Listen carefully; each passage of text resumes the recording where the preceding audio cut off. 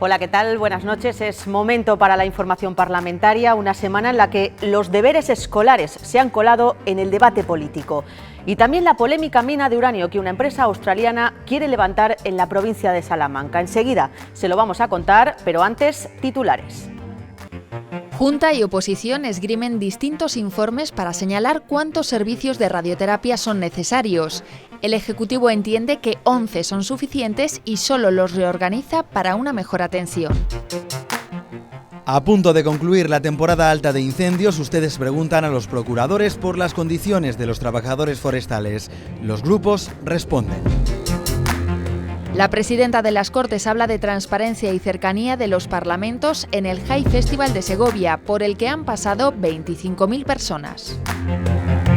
Descubrimos los rincones más monumentales de Medina de Pomar. El procurador de Podemos, Félix Díaz, nos enseña el fabuloso monasterio de las Claras. Creo que es demasiado las tareas que les mandan y tienen muy poquito tiempo para jugar. Hay días que tienen muchos deberes y otros que no. Yo opino que llevan muchos deberes. Tiene que haber un poco para que los niños repasen, pero ya está. Yo creo que en casa lo justo. Pues ya lo han escuchado, entre los padres hay diferentes opiniones sobre si los niños hacen o no muchos deberes. Y ese debate se ha colado esta semana también en las Cortes. Una semana precisamente en la que una de las asociaciones nacionales ha llamado a la insumisión. Ha pedido a los padres que sus hijos no hagan deberes en noviembre. La Junta no está de acuerdo con ese llamamiento, pero tiene intención de regularlos. Con el curso escolar ya totalmente en marcha, vuelve de nuevo el debate. Nuestros escolares tienen demasiados deberes. Las 2 horas que de media dedican los chavales a las tareas en casa dividen a la comunidad educativa. ¿Realmente sirve de algo tanto trabajo? Es la primera pregunta que muchos se hacen. Los deberes repetitivos hay que intentar evitarlos. Fundamentalmente deben de ser deberes creativos.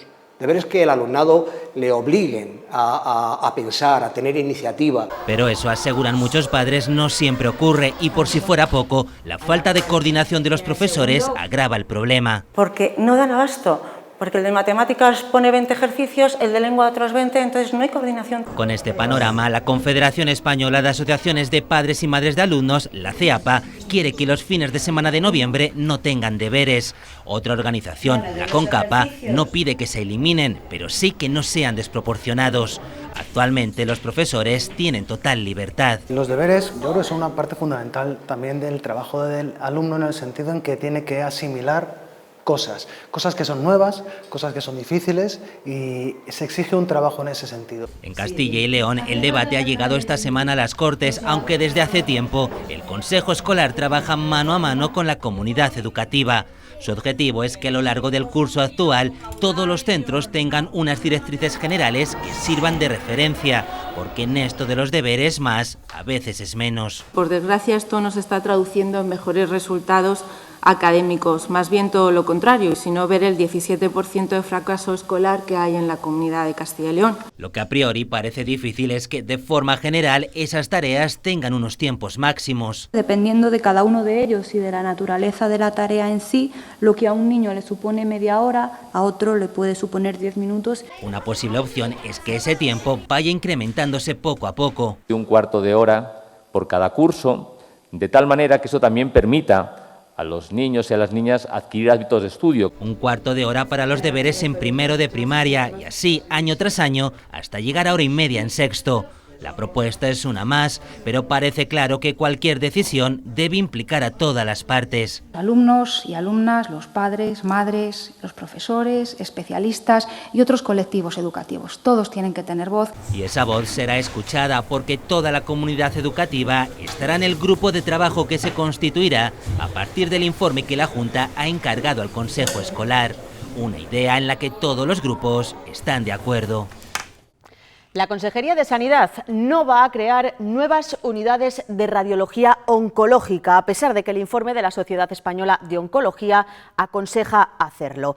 El consejero insiste en que la tasa de aceleradores lineales aquí es mayor que en el resto de España. Eso sí, habrá cambios porque los pacientes que vivan en el sur de Palencia y capital podrán ser tratados en Valladolid y no en Burgos, como hasta ahora.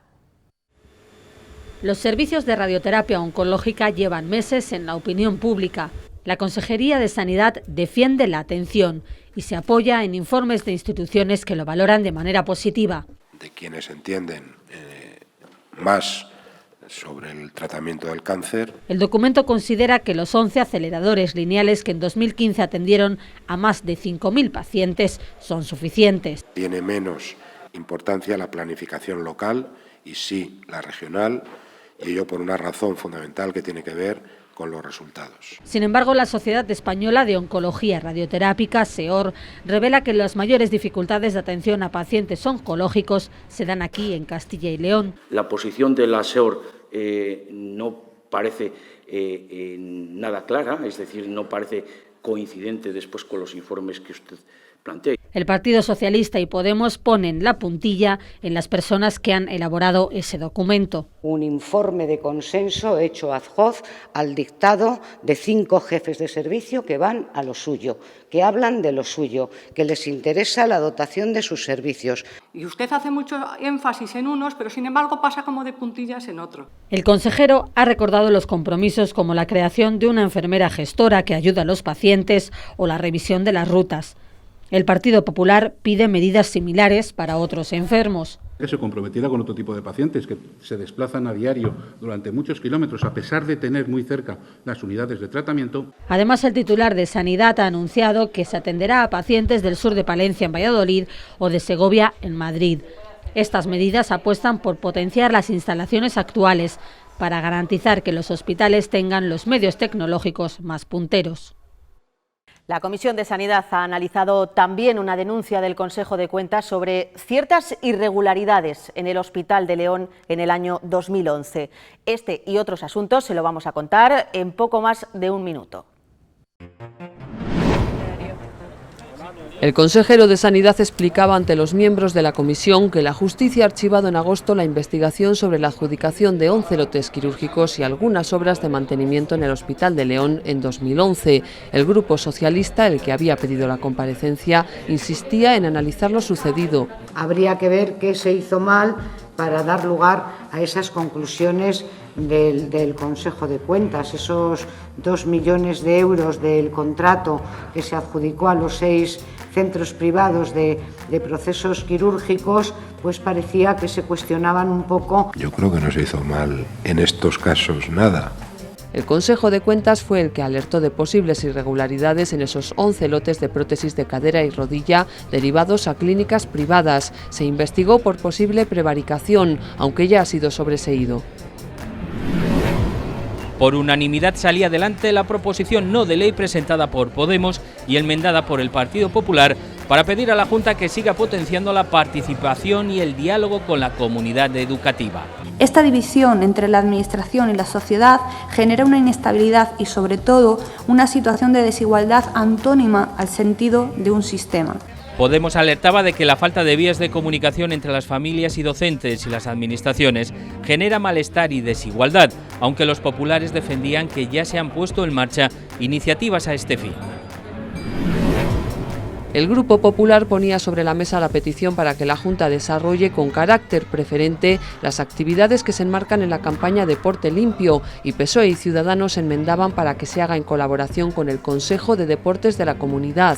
Y los comportamientos de los propios deportistas, por su fuerte presencia mediática, tienen el valor de servir de modelo.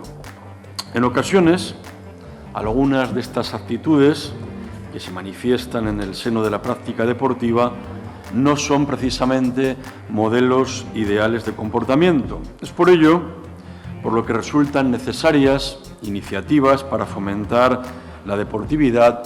Y se aprobaba por unanimidad. Se trata de evitar conductas agresivas en las canchas deportivas e incidir en la deportividad entre los escolares. El deporte, defendían los populares, también educa en valores, ayudando a que los niños sean solidarios y evitando brotes xenófobos en las escuelas.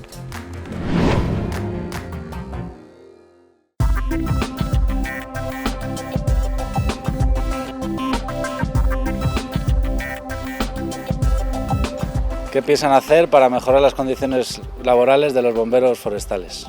Las principales mejoras vendrían dadas por un aumento de todos los medios y dotaciones con las que cuentan al servicio de su trabajo como bomberos forestales. En segundo lugar, mejorar el número de efectivos que pueden prestar esta labor para que con más personas podamos actuar mejor contra los incendios.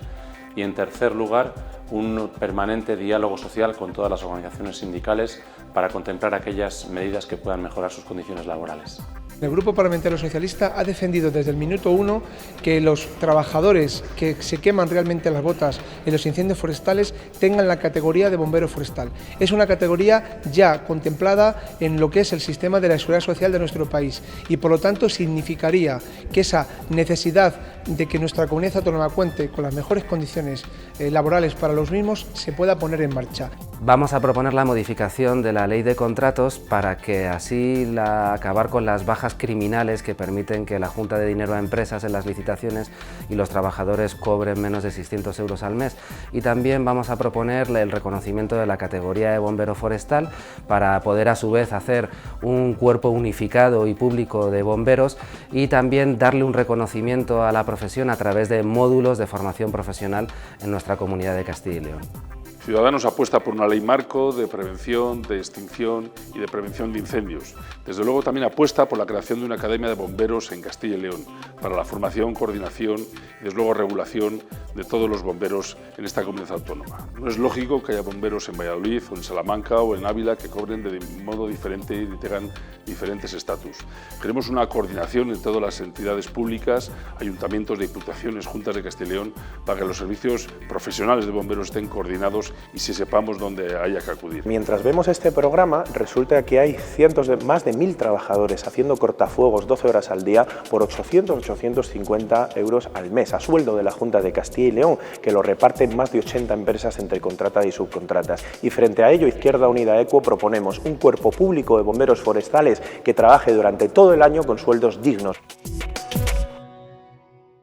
La mina de uranio que la empresa Berkeley quiere levantar en la provincia de Salamanca sigue generando polémica. El proyecto todavía está pendiente de algunas autorizaciones, pero la declaración de impacto ambiental es favorable. Un informe que todos los grupos políticos de la oposición coinciden en que hay que revisar porque dicen que se han obviado puntos importantes como la radioactividad de algunos productos.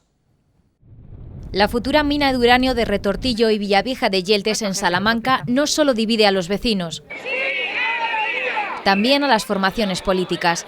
El proyecto de la empresa australiana Berkeley no cuenta todavía con todas las autorizaciones, pero sí un informe favorable de impacto ambiental, que ahora la oposición pide revisar. ¿Cómo es posible que esta declaración no tenga en cuenta el carácter radiactivo de dichos residuos, algo que ha unificado al conjunto de la oposición? ¿Qué sentido tiene una explotación minera que solamente va a tener una vida de 10 años? El estudio está mal hecho, es pobre, no cubre muchas facetas, que no es detallado. Plagado de inexactitudes, de excepcionalidades, de omisiones, de valoraciones erróneas. Y yo pues casi diría que hasta, permítanme, de mentiras. Pero revisar esa declaración de impacto ambiental no es, dice el consejero de Fomento, competencia del Parlamento Autonómico, sino de un juzgado. En un procedimiento administrativo concreto, ¿quién es ningún parlamento para decir que haya que repetir un trámite, anular y retrotraer actuaciones? Eso solo pueden hacer los jueces, señores. Y la Junta actúa en base a criterios e informes técnicos, tanto en este proyecto como en cualquier otro que se instruya por parte de la Consejería. Y todo lo demás que se diga, pues mire, ensuciar, manchar, embarrar la tramitación de este proyecto. El polémico proyecto afectará de manera negativa, según todos los grupos de la oposición, a empresas de la zona. Supongo que luego alguien nos dirá que hay estudios de que no hay ningún problema, pero usted imagínese la publicidad a un balneario que está a 900 metros de una mina de uranio. 14 informes de diferentes expertos avalarían la explotación de uranio en Salamanca, un proyecto que al mismo tiempo ha recibido medio millar de alegaciones. El presidente del Consejo Económico y Social presentaba en las Cortes esta semana la radiografía de la situación de Castilla y León. Germán Barrios reclama más medidas para hacer frente a las deslocalizaciones y apoyo a la Fundación Anclaje. El empleo es uno de los aspectos en los que más hay que trabajar según el CES. Concretamente hay que cambiar el modelo laboral para reducir la temporalidad. Un nuevo modelo de relaciones laborales más equilibrado y eficiente. Otro de los pilares del informe es la economía. Debemos de quedarnos con algo, que es con la tendencia. Y la tendencia, y eso que entiendo que es indiscutible, la tendencia de Castilla y León es a mejorar. Y aunque el documento sí señala esa mejoría, también reconoce que no es suficiente. En las familias, en las pequeñas empresas, la situación de precariedad, en muchos casos, empieza a ser crónica. Sigue siendo insuficiente y sigue sin llegar a las personas. Un informe que pide además más inversión en I+D+I. En el momento en que invierten en I+D+I y sacan un producto bueno, enseguida aumentan el tamaño de la plantilla. Todos coinciden en la valía de un documento tan detallado sobre el estado de la comunidad, pero el PSOE considera que cada año se repiten las recomendaciones. Porque la Junta de Castilla y León, pese a este fabuloso diagnóstico, pese a sus fabulosas recomendaciones, no cambia de rumbo. Podemos también ha pedido que el informe sea una hoja de ruta para la Junta y el Partido Popular considera que el Gobierno regional ya está siguiendo las recomendaciones del CES. Ha habido esta semana también nuevas comparecencias en la Comisión de Investigación del Hospital de Burgos. Las resumimos junto a otros asuntos que son actualidad. Los responsables de las valoraciones técnicas previas a la adjudicación del proyecto del Hospital de Burgos descartan presiones externas. Incluso durante la elaboración nunca se nos pidió que modificáramos una valoración técnica. Y defienden que las empresas que se presentaron eran solventes, tenían experiencia y cumplían los mínimos requeridos en el pliego. Además, todos han defendido el trabajo de sus equipos. Podemos reclama en las Cortes que se negocie con Castilla-La Mancha y Aragón una postura conjunta para defender en Bruselas más fondos para Soria, Cuenca y Teruel. Dice su portavoz que las comunidades pueden hacer más fuerza de forma conjunta que las provincias y que el periodo 2020-2026 ya está planificándose. Las negociaciones entre España y la Unión Europea se están iniciando ya y Castilla y León no puede esperar y especialmente Soria no puede esperar más. Soria no puede seguir dependiendo de la incapacidad del gobierno de Juan Vicente Herrera para revertir el problema de la despoblación. La Junta podría llegar a suspender la actividad de la planta de compostaje de residuos de Fuente Pelayo si la situación de malos olores no se enmienda. El consejero de Fomento, que compareció a petición del Grupo Podemos y del Grupo Mixto, aseguró en comisión que el control es férreo y que se han incoado 3 expedientes sancionadores por vertidos incontrolados.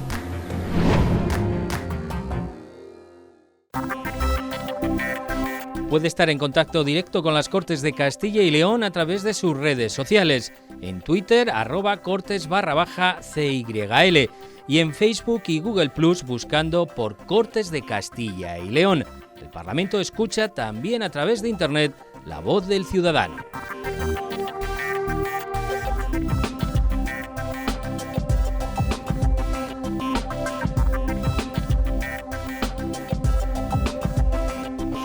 Llamar al orden es portarse bien para poder tener amigos, para que la profe no se enfade.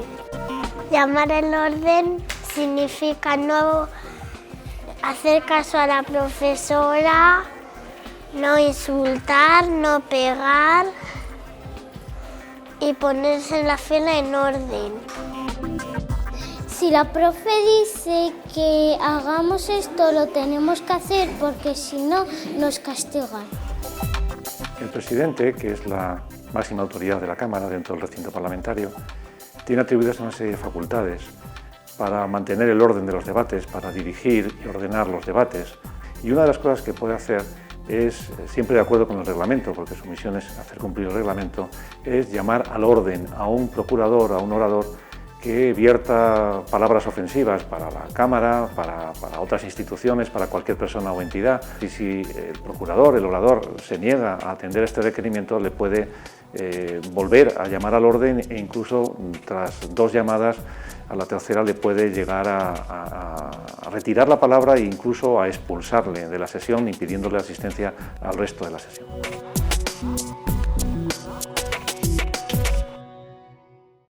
$25.000 personas han acudido este año al Festival de Artes y Literatura High Festival en Segovia. Un evento que ha batido todos los récords de asistencia y que reúne a voces internacionales de la literatura, el arte o la economía para debatir ideas. Por ejemplo, cómo conseguir que los parlamentos detecten las necesidades de la gente en cada momento. De eso han hablado la presidenta de las Cortes y un columnista del periódico británico The Economist.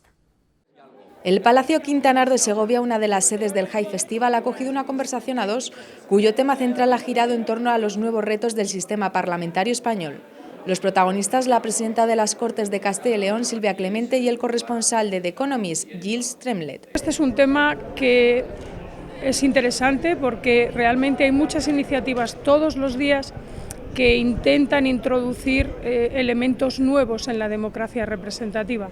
La presidenta de las Cortes, Silvia Clemente, ha asegurado que los parlamentos tienen la oportunidad de convertirse en actores principales en los actuales sistemas democráticos. Nuestro sistema parlamentario, concretamente el europeo y por supuesto el español, permite muchas fórmulas que pueden combinar la democracia representativa con la democracia directa.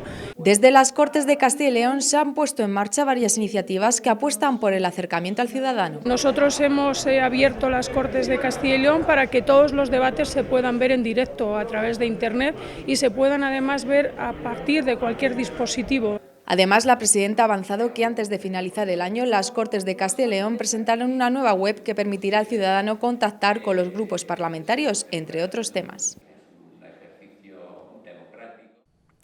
La semana pasada les proponíamos un viaje por los lugares donde se escribió la historia comunera y de los que muchas veces pasamos de largo. Un viaje que gracias a la Fundación Villalar podemos conocer a través de dos rutas turísticas. Pues bien, cada semana vamos a conocer de cerca uno de esos municipios. Hoy nos preguntamos qué relación tiene Tordesillas con la historia comunera. El 29 de agosto de 1520, las tropas de Juan Padilla llegaban a Tordesillas. Fue allí como la localidad vallisoletana se convertía en capital circunstancial de la revuelta comunera.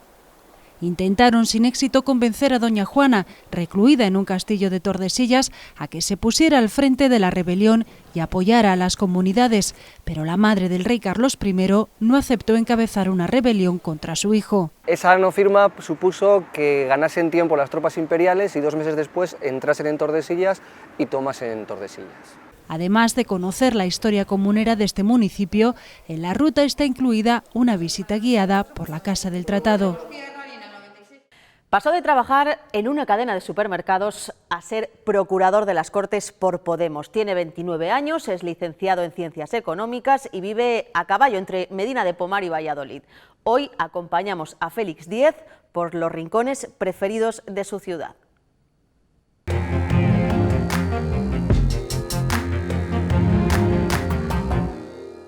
Buenas, estamos en Medina de Pomar, concretamente en el Castillo de los Alcázar, uno de los castillos y museos más importantes de la comarca, para presentar con Félix Díaz, nuestro procurador en las Cortes, por el Grupo Podemos, y os enseñará sus rincones favoritos de Medina de Pomar.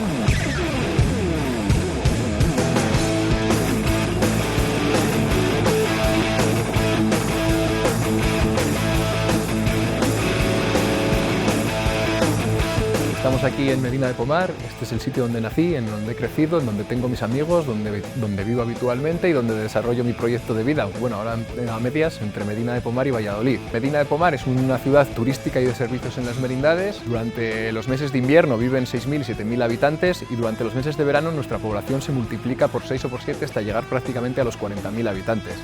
Os voy a enseñar Medina de Pomar, una ciudad muy bonita y sobre todo un sitio en el que perderse.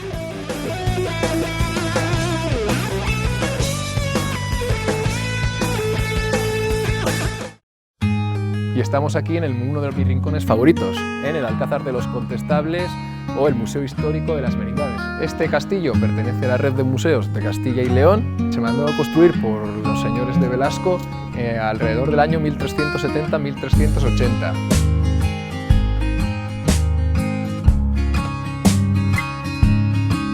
Esta es una de las salas nobles con las que cuenta nuestro Museo Histórico de las Merindades. En este sillón, por ejemplo, se sentó Carlos V.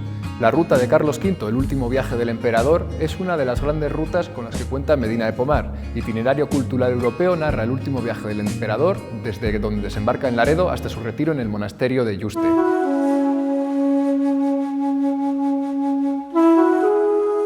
Estamos en el monasterio de Santa Clara, mandado a construir por Sancho de Velasco para enterrar a la familia Velasco en él. alberga hoy en día el Museo de los Condestables de Castilla, en este caso de los Velasco. Alberga también una comunidad de clarisas que tienen unas rosquillas excelentes y sobre todo dentro del museo podemos ver su famoso Cristo, una de las joyas de nuestro patrimonio nacional, declarado bien de interés cultural, todo este monasterio en el año 1993.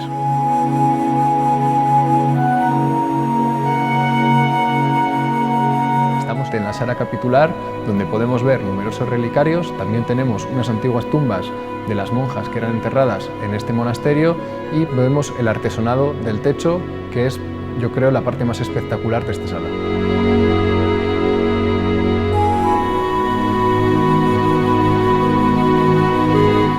Nos encontramos en una de las puertas del casco histórico de nuestra ciudad, un recinto amurallado declarado histórico-artístico y bien de interés cultural. En él podemos encontrar numerosas casas blasonadas y dos arcos, este, el de la Judería, y el arco de la Cadena. Esta es Medina de Pomar, mi ciudad, un sitio que les invito a visitar y a disfrutar, para disfrutar de sus lechugas, marca de garantía, de su morcilla, que no pica como la de Burgos, y sobre todo disfrutar de su gastronomía y de la hospitalidad de sus gentes. Do you have the time to listen to me whine about nothing and everything all at once? I am one of those melodramatic fools, neurotic to the bone, no doubt about it. Sometimes I give myself the creeps. Sometimes my mind plays tricks on me. It all keeps adding up. I think I'm cracking up. Am I just paranoid? Am I just up? I went to a shrink to analyze my dreams. She says it's like a sex that's bringing me down. I went to a whore. He said my life's a bore. Choke with my white cause it's bringing her down. Pues hasta aquí la actualidad parlamentaria de la semana. Nosotros nos vamos, volvemos a vernos el próximo jueves a la misma hora, a las 9:30. Adiós.